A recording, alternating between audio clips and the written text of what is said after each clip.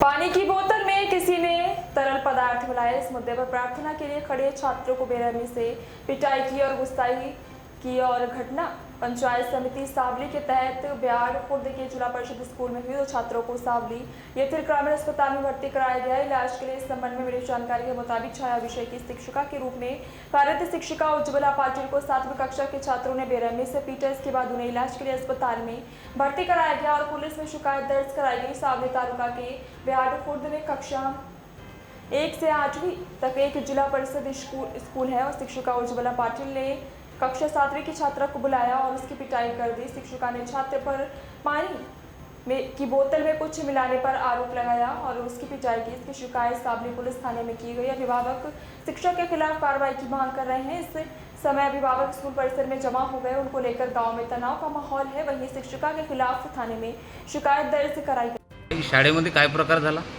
म्हणजे आमच्या शाळेच्या शिक्षिका वर्ग शिक्षिका आम्हाला शिकवणाऱ्या उज्ज्वला पाटील टीचर यांच्या बॉटलमध्ये कोणत्या तरी मुलांनी काहीतरी मिसळवलं वाटते, तर त्यांनी आम्हावर आरोप आणलं आणि खूप मारलं. मग आम्हाला म्हणजे सहन नाही झालं तर आम्ही घरी गेलो. आमचे आईबाबा आले. मग जास्तच तब्येत आमची मारल्यामुळे खराब झाल्यामुळे आम्ही हॉस्पिटलमध्ये आलो आहोत. आता थोडीशी आराम आहे तब्येत. असं मारायला नव्हतं पाहिजे. आईबाबांना बोलून सांगायला पाहिजे होतं अशी तुमच्या मुलांनी केलेलं आहे बा. खूप मारलं. आमची प्रेयर 11 वाजताच्या याच्यामध्ये 11 वाजले होते तेव्हा आमची प्रेयर चालू होती. त्यावेळेला खूप मारलं सर. इथं अशी कॅलर खिचून आम्हाला असं खुद्यानं मारलं. पोटाला छातीमध्ये दुखत आहे. हाताने चेहऱ्यावर मारलं. असं सुजून गेलं होतं चेहरा सर. खूप मारलं सर.